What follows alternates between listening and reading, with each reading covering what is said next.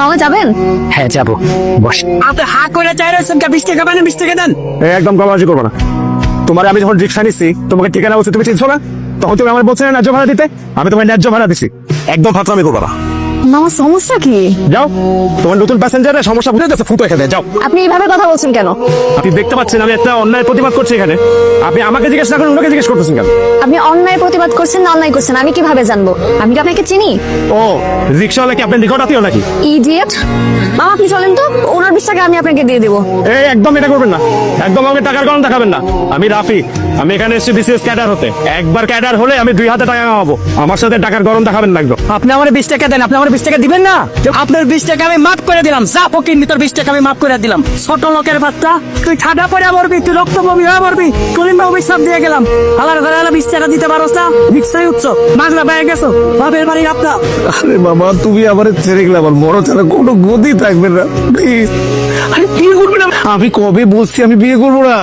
আমি তো বলছি 1 বছর সময়, তোমার তো 1 বছর সময় তুই আমার দিতে পারলো না। আরে এই বাসা কেমন লাগছে আমাকে? পুরাই তাজমা, খালি মমদাল নাই। এই যে আমি শেয়ার বাজার ছাড়া কিচ্ছু করতে পারি না, আমি কিচ্ছু হবে না আমার দিয়ে। কেন বুঝতেছো না? তুমি আমার মরার জন্য ছেড়ে যাও না, আমাকে একটা সুযোগ দাও, লাস্ট একটা সুযোগ প্লিজ। আমি তোমার দুটো পায়ে ধরি, মুলা প্লিজ ছেড়ে দেও না মুলা। ভাই নিশু, কি অবস্থা ছোট ভাই? সব ঠিকঠাক আছে? জি ভাই, ও তো ঠিকই আছে। আপনার কি অবস্থা? তার আগে বলেন আপনি কি?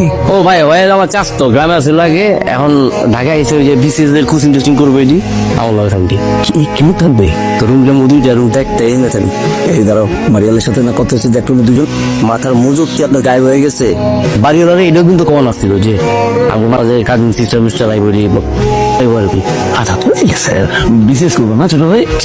দেখো, বিসিএস করতে গেলে কিন্তু প্রচুর পড়াশোনা করা লাগে, প্রচুর পাগলামি করা লাগে, নাহলে কিন্তু বিসিএস হবে না। তুমি কোনো কোচিং এ ভর্তি দিয়েছো? জি ভাইয়া, অনলাইনে সব করে আছে।